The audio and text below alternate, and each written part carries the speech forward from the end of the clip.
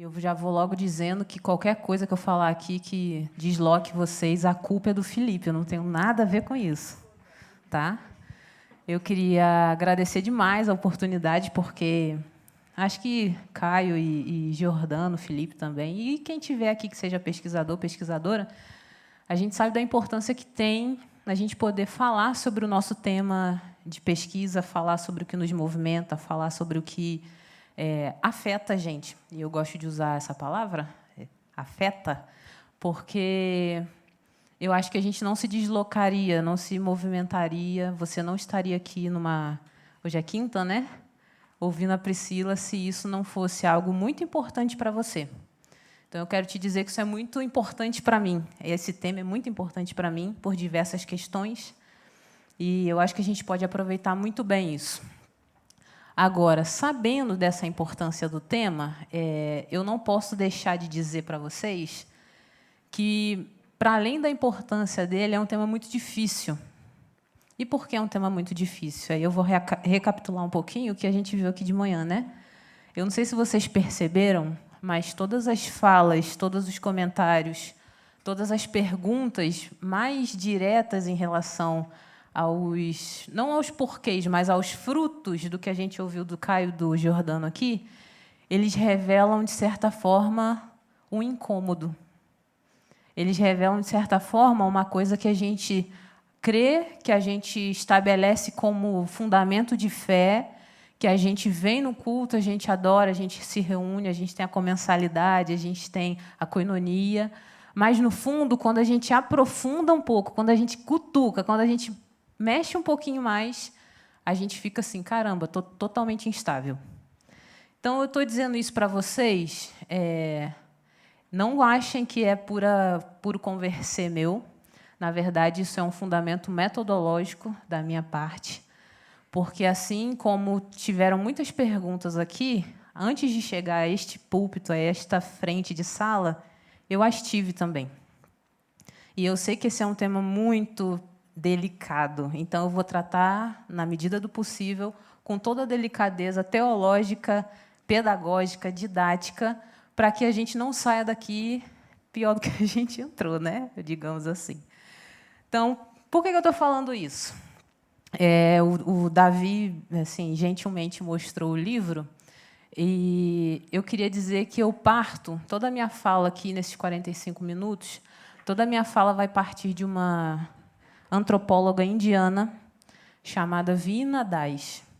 Veena Das é uma mulher que cresceu depois do processo de partição na Índia, né, que foi uma tremenda violência, uma tremenda guerra por lá.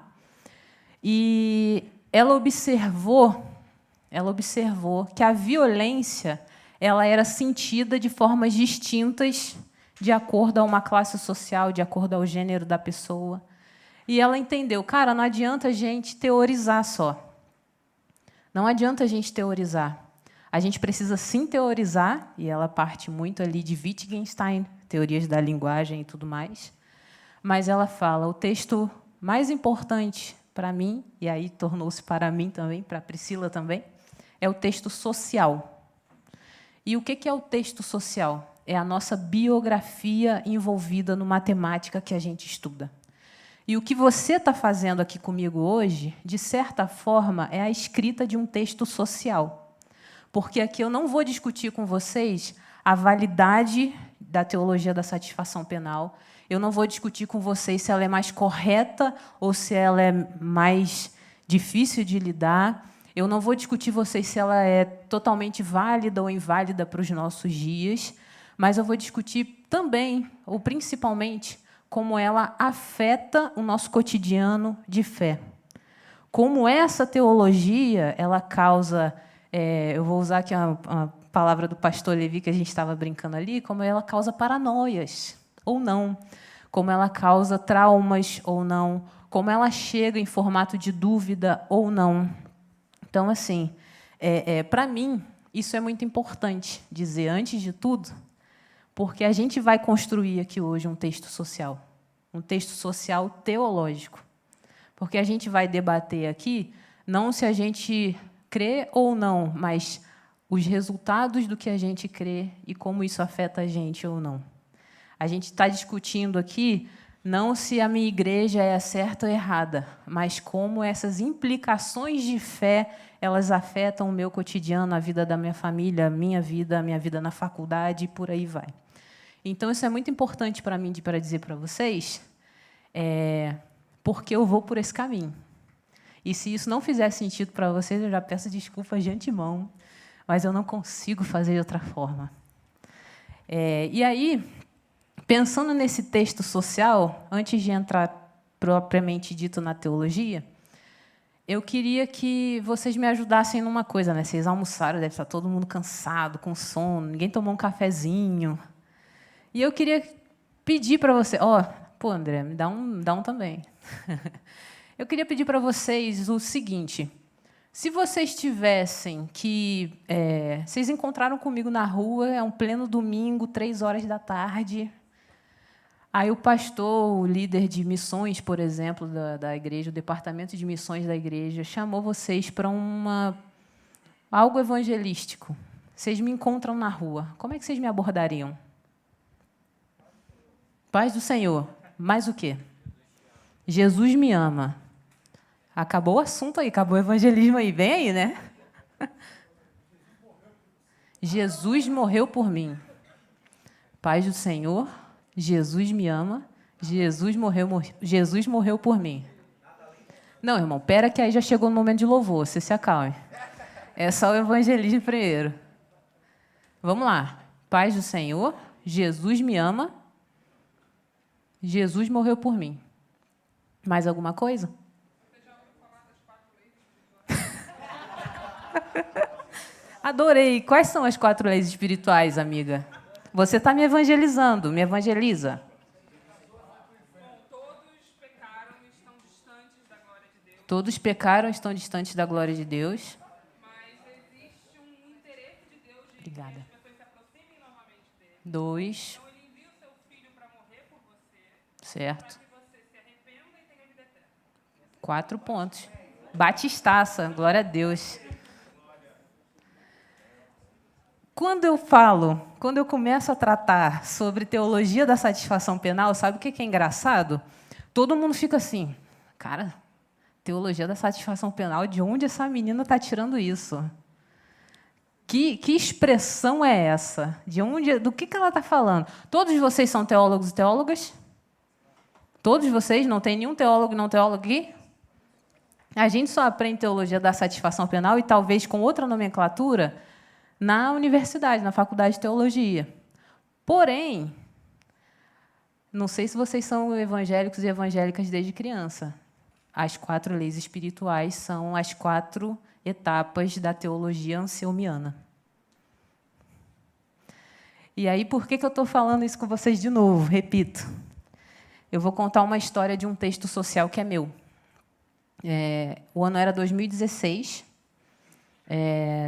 Foram eleições municipais, não sei se vocês lembram disso, para prefeito, vereador, essas coisas que a gente ama votar. E eu estava trabalhando como mesária. Só que nesse dia foi em outubro de 2016. Eu morava numa favela, né? A favela que está na capa do livro. E nessa madrugada rolou um tiroteio brabo, assim, tiroteio brabo.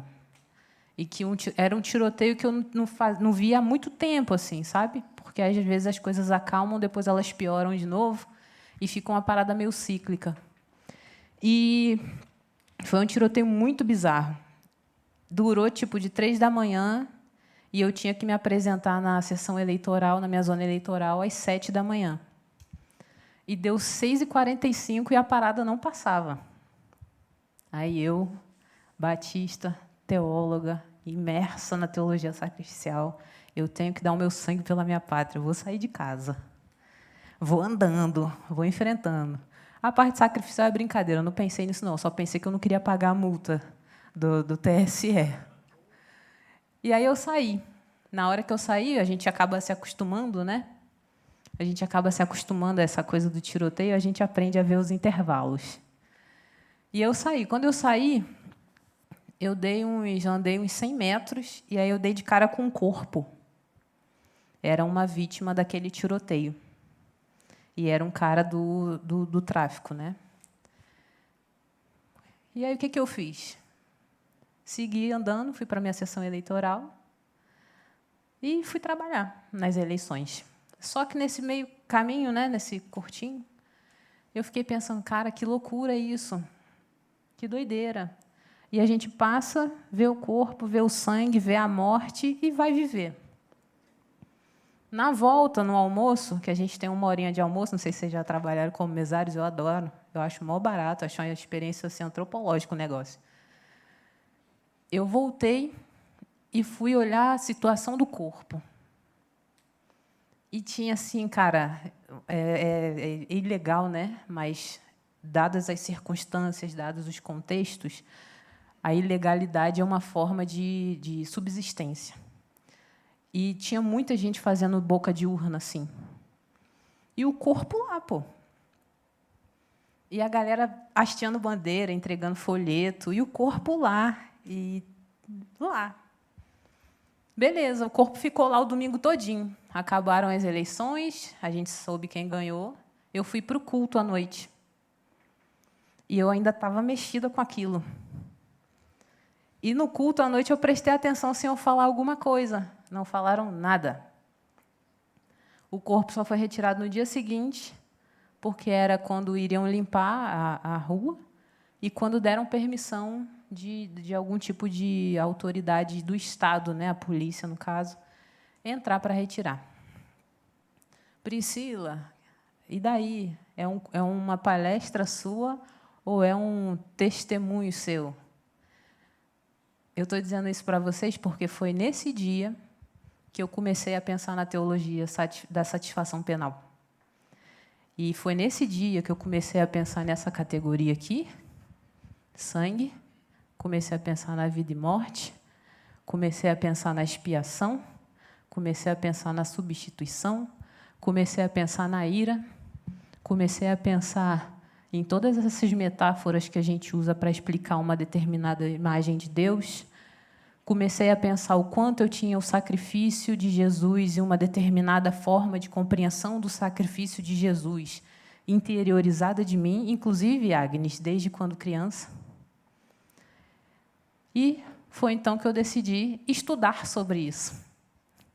E por isso que eu estou dizendo que essa é uma experiência muito sensível, porque o que a gente está fazendo aqui é, de certa forma, mexer num pilar, ao menos teórico, tá? Mexer no pilar do que a gente chama de fé cristã. E por isso que eu precisava introduzir esta temática com vocês a partir disso. Porque eu precisava entender por que não falaram nada no culto. O que diriam para mim se eu tivesse comentado alguma coisa daquele corpo preto morto no chão? O que diriam para mim que significaria o sangue de Jesus por aquele cara no chão?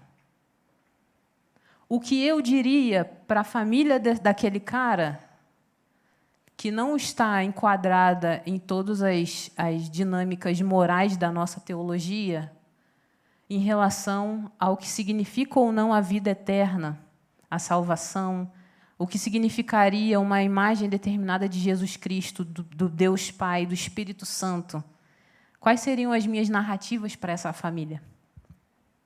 Foi a partir disso que eu me dei conta de que, definitivamente, a gente tem uma interiorização, que a gente declara, declama e crê mesmo numa determinada teologia, mas, fundamentalmente, a gente pode pensar sobre ela.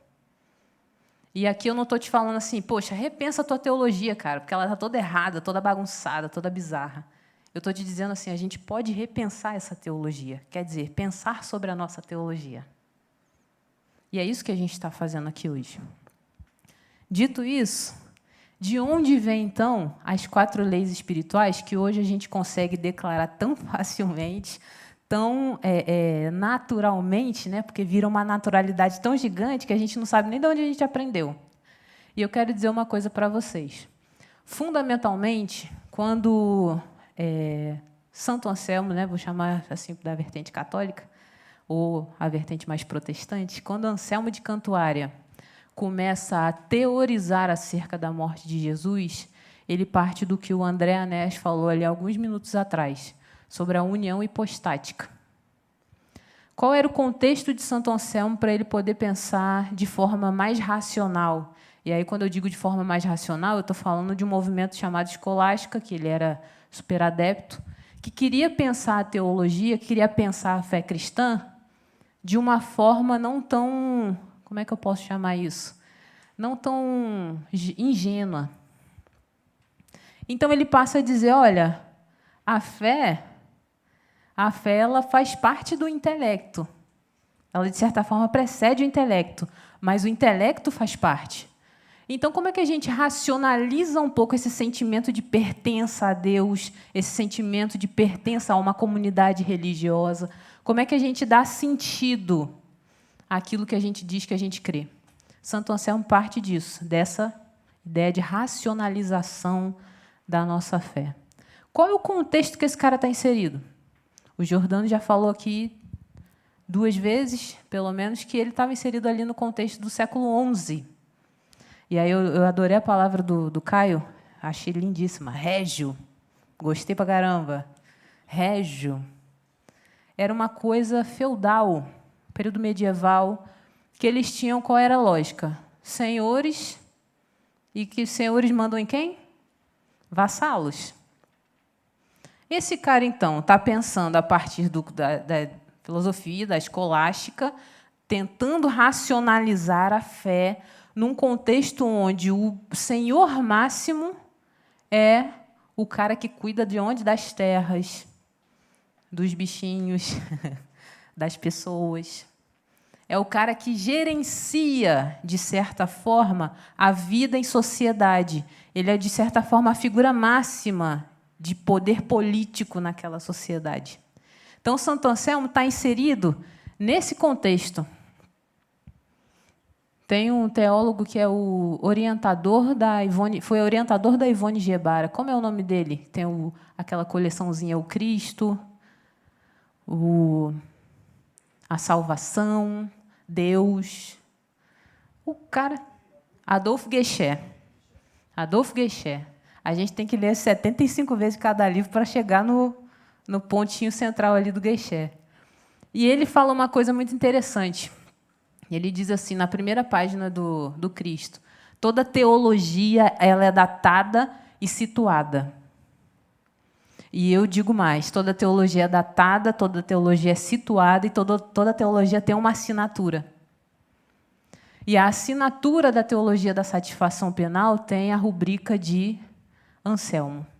E eu queria ler com vocês aqui, e aí eu vou agradecer plenamente a Agnes por ela ter me ajudado nesse começo, porque a teologia da satisfação penal, essa que ela falou tão livremente, tão instintivamente, em Santo Anselmo ela está estruturada nos seguintes passos. São 4, viu, Agnes? Só para vocês saberem a combinação da coisa. Segundo Anselmo, o preço pago pelo pecado é sempre associado ao pagamento de uma pena. Se vocês quiserem, vão colocando mentalmente aí na cabeça de vocês os itálicos, viu? Pena. Peguem essa palavra, esse termo.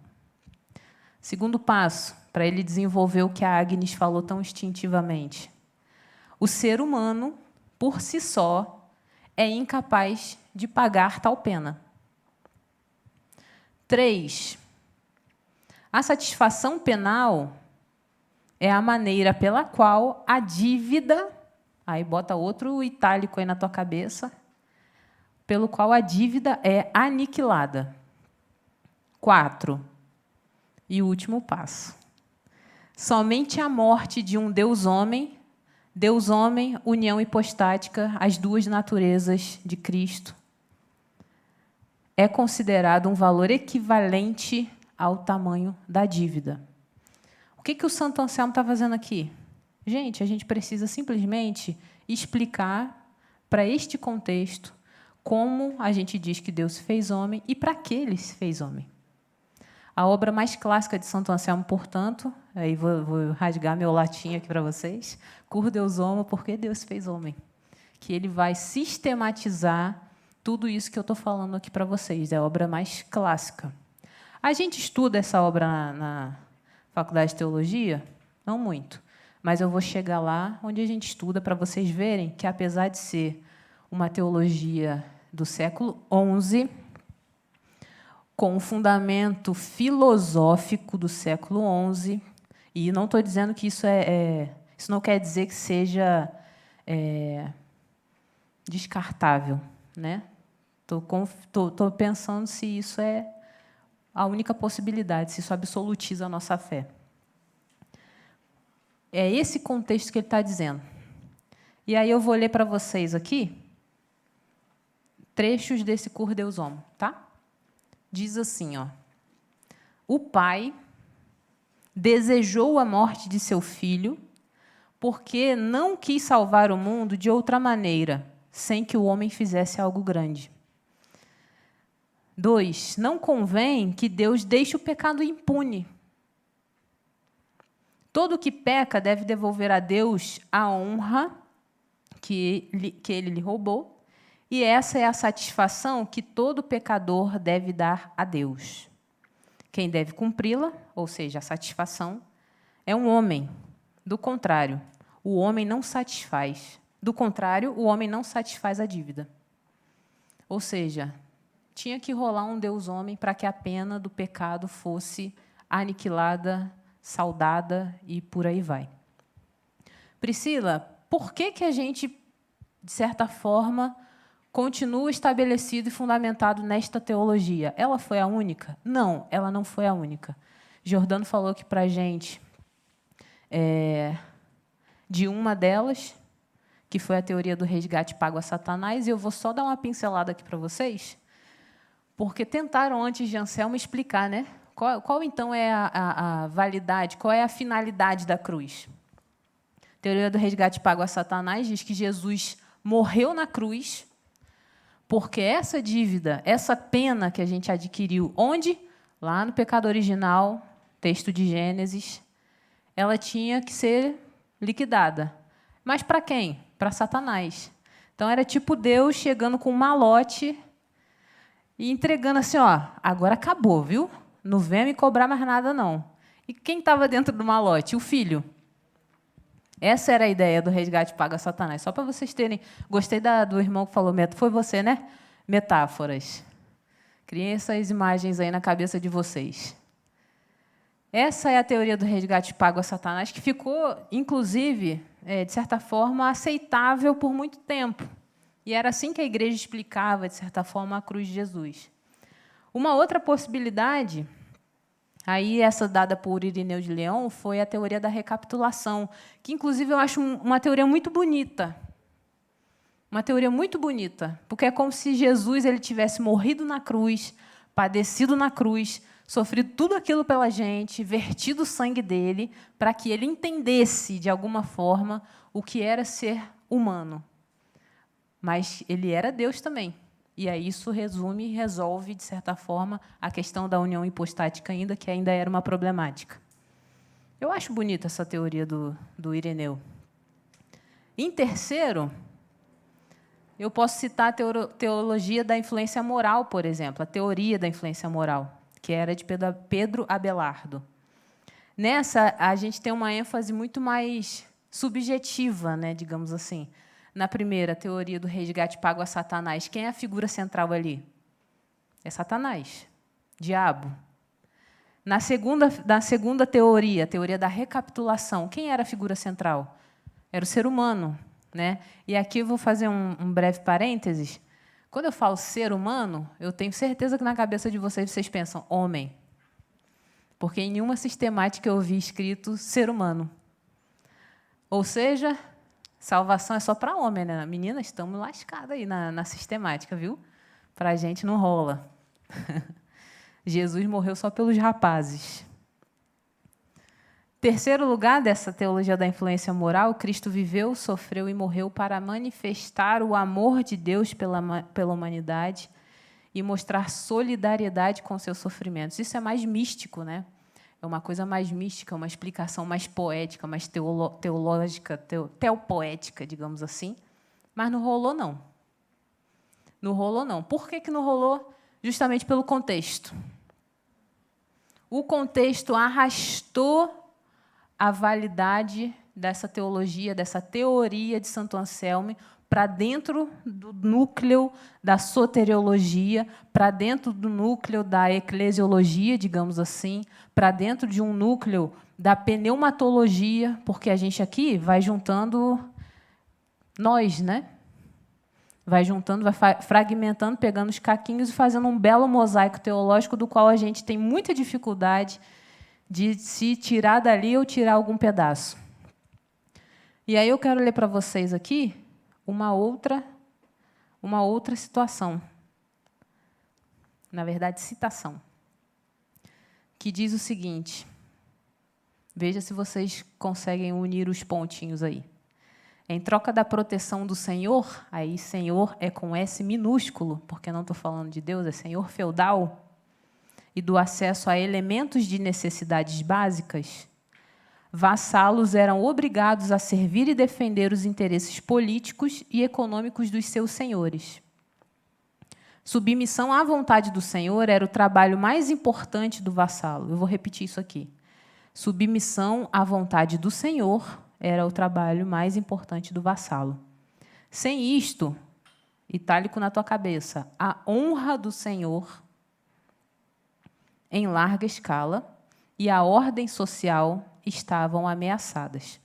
Quando ocorria insubordinação, um sistema preciso de reparação, comumente chamado de satisfação, era colocado em ação para restaurar a honra ofendida, por extensão, a ordem e retidão da sociedade.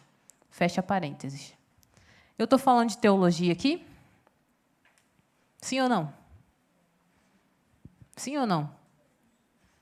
Sim ou não? Precisa ficar com medo, não.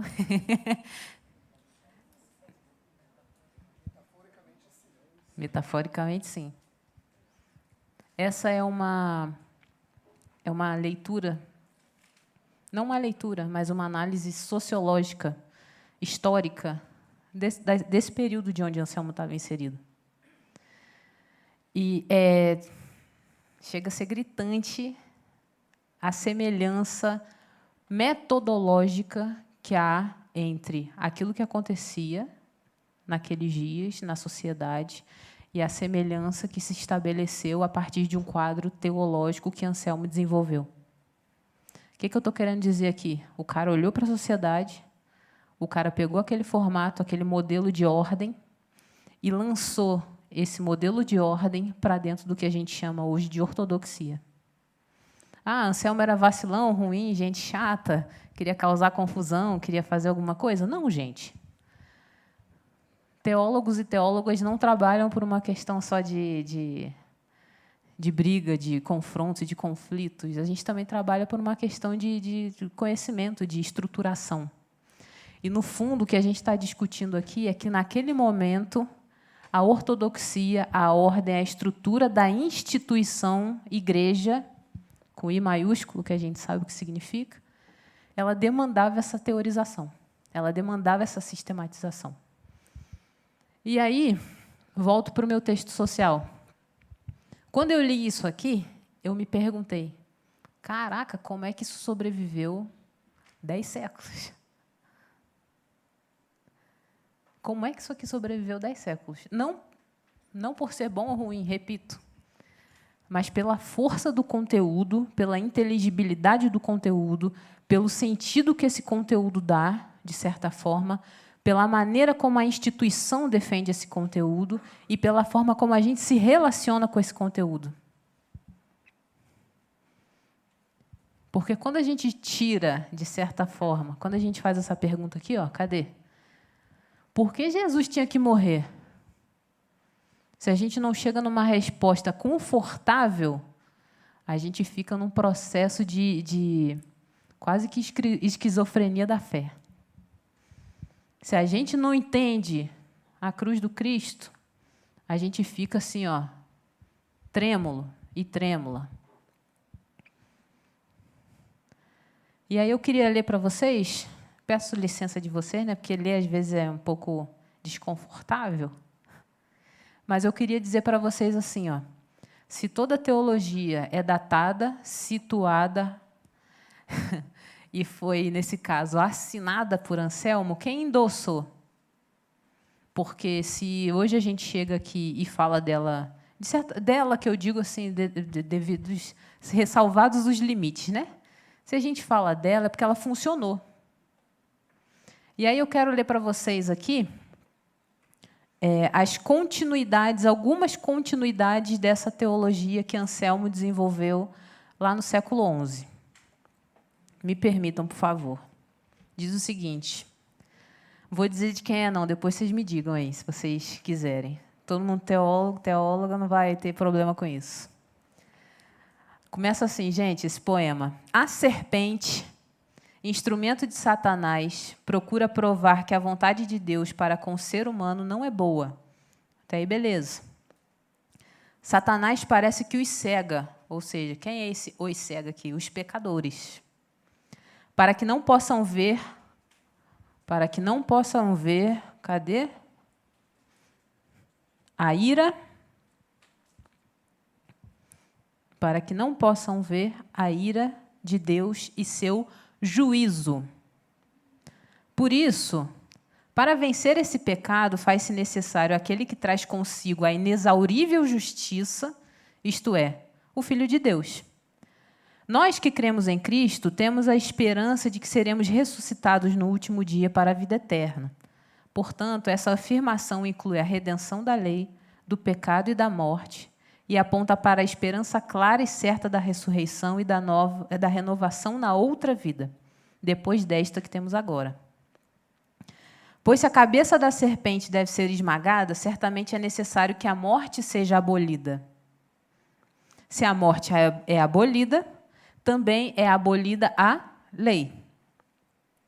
E não é só isso, mas, ao mesmo tempo, será restituída ao quê? A obediência que foi perdida. Como tudo isso é prometido por essa semente, fica claro que a natureza humana, depois da queda, não podia remover o pecado por suas próprias forças, nem evitar os castigos do pecado e da morte, nem recuperar a obediência perdida, pois, para isso, requerem-se um poder e uma força superiores aos dos seres humanos. Por isso, foi necessário que o Filho de Deus se tornasse o quê? Sacrifício, palavra que a gente está estudando aqui. Por isso, foi necessário que o Filho de Deus se tornasse sacrifício para realizar estas coisas por nós, para remover o pecado, devorar a morte e restituir a obediência perdida. Não que ele os tivesse cometido, mas ele tomou os pecados por nós cometidos sobre o seu corpo e os satisfez com seu próprio sangue.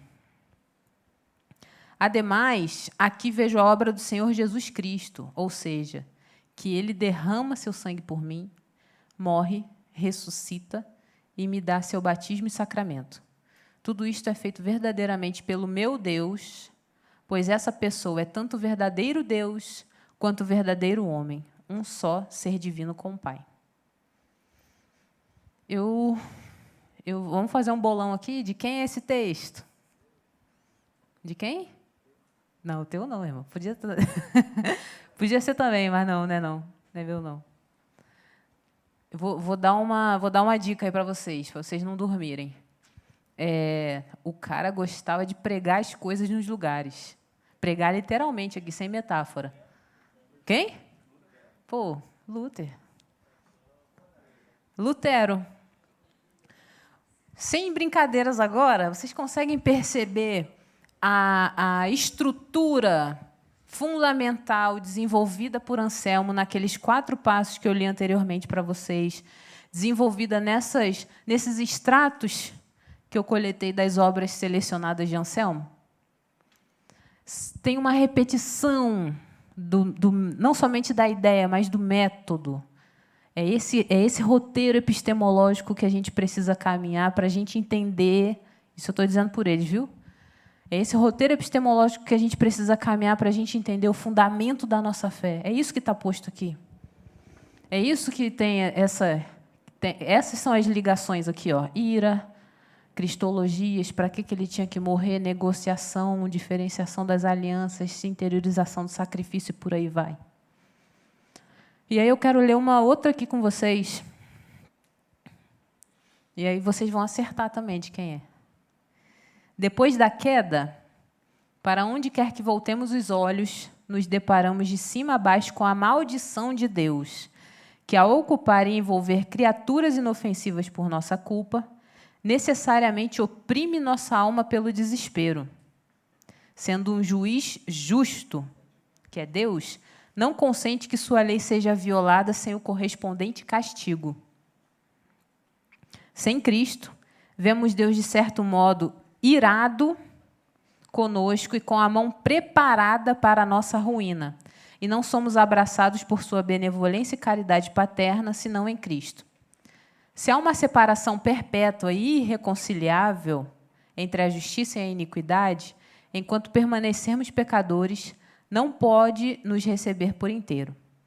Por isso, para ser eliminado todo motivo de inimizade e sermos completamente reconciliados com Ele, pela expiação proposta na morte de Cristo, abole tudo o que há de mal no homem, para que nós, antes sujos e impuros, a gente falou da impureza, da questão da pureza, tem uma escritora, Mary Douglas, que ela trabalha muito bem essas articulações, esses usos e desusos do tema da pureza e impureza. Tomar um cafezinho.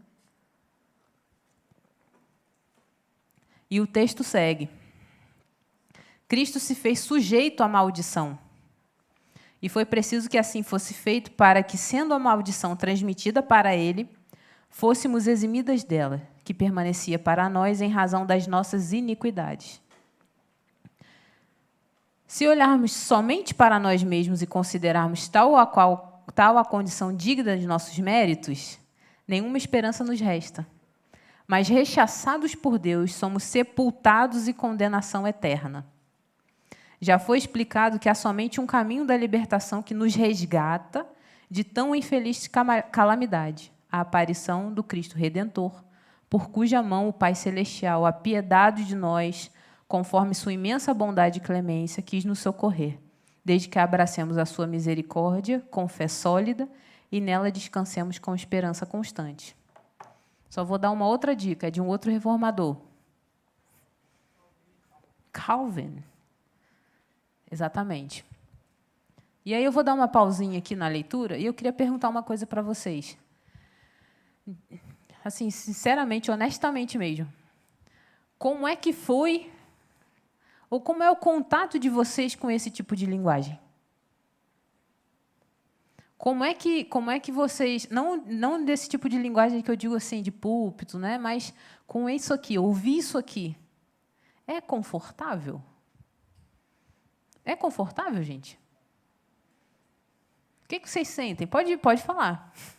Eu gosto bastante dessa participação, né? E eu falei no começo que seria um texto social nosso. Então, não tô perguntando se você gosta ou não da teologia em si, mas estou perguntando o que você sente, cara, quando você escuta isso aqui? Medo, culpa. Como? Incômodo, desânimo.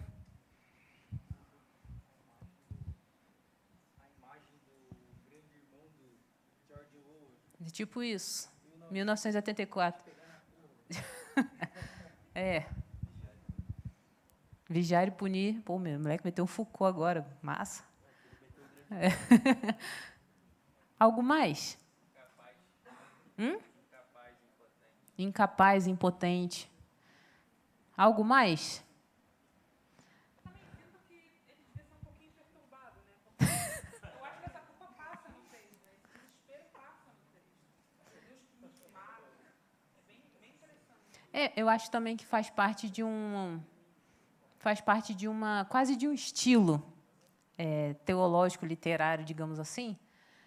Mas, sim, é um pouco de necessidade de absolutizar aquilo que é muito doloroso nele, né? Eu concordo nesse sentido contigo. Eu você perguntar qual é a recepção agora ou perguntar a recepção no momento da conversão? A tua recepção agora. Continua. Como é agora?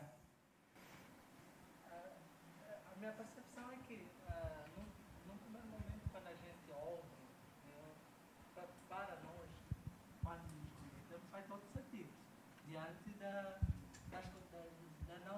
ausência de alternativas.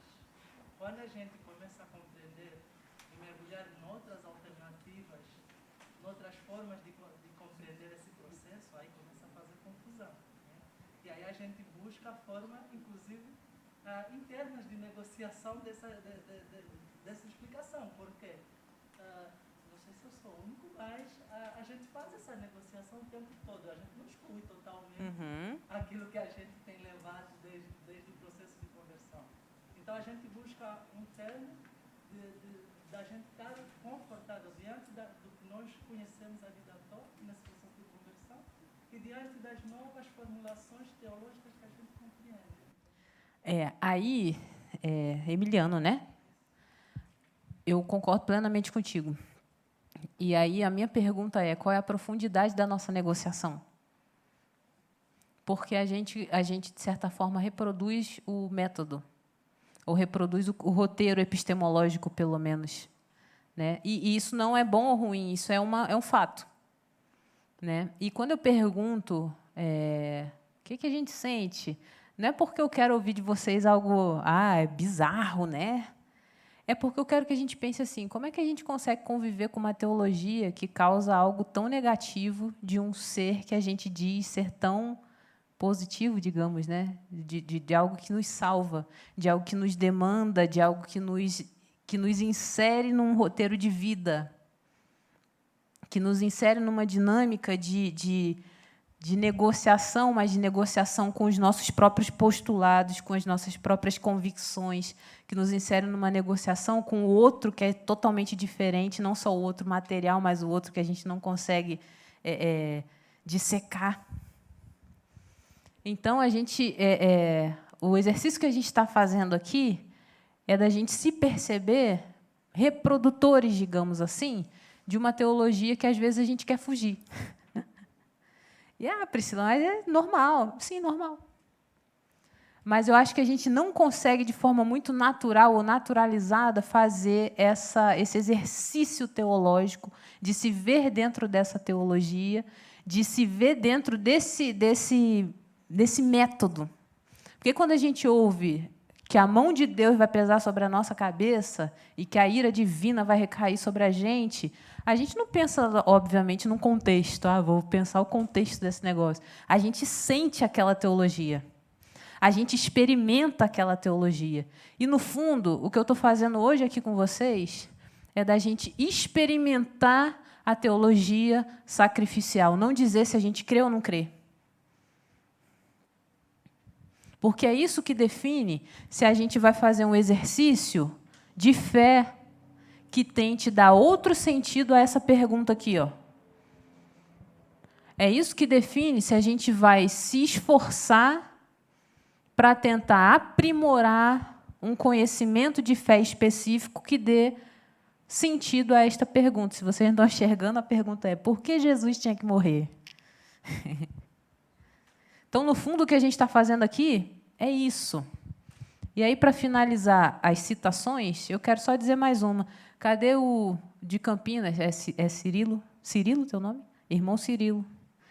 Eu ouvi você falando aí, não é porque eu sou fofoqueira, não, gente. É porque eu vou ouvindo essas coisas assim meio panorâmicas. Ele falou Wayne Grudem. Quem não estudou Grudem, gente? Ele gosta? E falaram aqui que tu gosta. Depois tu se vira com ele aqui. Cirilo falou que gosta muito. Gosta muito. Boa, Cirilo. Por que eu estou dizendo isso? Aquele livro lá que vocês viram é o resultado da minha dissertação. E, na minha dissertação, quando eu fui movimentada por esse corpo morto aí no chão, que eu tive que pular aí para a zona eleitoral, e depois que eu fiquei pensando, eu tinha... O meu fundamento teológico era esse. O que a gente estuda é isso aqui. O que a gente passa e perpassa é nessa teologia aqui. E se a gente for dar aula, talvez a gente use isso aqui. E tudo bem, né? Precisa, eu sei. Grudem, Langston, todos esses, né? Berkoff. Mas vamos lá.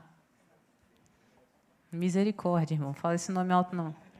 Num sentido mais amplo, A pena que Cristo suportou ao pagar nossos pecados foi um sofrimento tanto em seu corpo como em sua alma ao longo da vida. Como Jesus carregava sozinho a culpa de nossos pecados, Deus Pai, o poderoso Criador, o Senhor do Universo, aqui é demiurgo total, né? Derramou sobre ele a fúria de sua ira. Jesus se tornou, essa parte, preste atenção, Jesus se tornou objeto do intenso ódio e vingança contra o pecado que Deus tinha guardado com paciência desde o início do mundo. O sangue de Cristo é a clara evidência externa de que em seu sangue vital foi derramado quando ele experimentou a morte sacrificial para pagar nossa redenção. A morte de Cristo foi penal pelo fato dele ter cumprido uma pena quando morreu. Grudem. É o que a gente estuda aí. E assim, gente, por que eu finalizo com Grudem? Eu fiz essa reflexão inicial em 2016.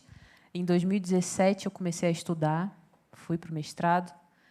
Em 2018, eu defendi uma dissertação que dizia que, provavelmente, as pessoas na favela, apesar de terem todo esse contexto aqui, as pessoas lá na favela que eu cresci, pulei esse corpo, pulei outros vários, as pessoas na favela partem dessa teologia aqui. Partem dessa sistematização, partem dessa formulação teológica sistemática que agarra todos os elementos teológicos possíveis dentro dessa noção sacrificial peremptória. Porque a gente não está discutindo aqui se era possível ou não que Jesus pudesse morrer de outra forma, ou que a gente pudesse interpretar ou não a morte de Jesus de outra forma. A gente sabe que tem. A gente sabe que existe. Eu disse para vocês 3 interpretações anteriores. O que a gente está discutindo aqui, de certa forma, também, e o que eu estou tentando trazer para vocês como desfecho da minha fala, é que como essa teologia afeta, como essa teologia é interpretada por você, por mim, na nossa dinâmica aqui dentro das nossas igrejas, nos nossos cotidianos, como é que a gente lida, negocia, reavalia, como a gente reinterpreta, como a gente associa e desassocia essa necessidade de dar um sentido para a cruz de Jesus. Porque se a gente prestou bem atenção no que a gente ouviu aqui desde de manhã cedo, se a gente olhar para a cruz de Jesus a partir do que Jordano e Caio falaram, a gente não pode chamar aquilo de um ritual. A gente não pode chamar aquilo de um ritual. A gente não pode dizer que aquilo ali tinha religiosamente uma validade cultica, ritual, que englobasse e que tivesse o mesmo sentido coletivo. Não tinha. Se eu pegar Evangelhos é uma interpretação, se eu pegar Hebreus é outra interpretação, se eu pegar Apocalipse é outra, e por aí vai. Não existia uma homogeneidade teológica do sentido que a cruz teve.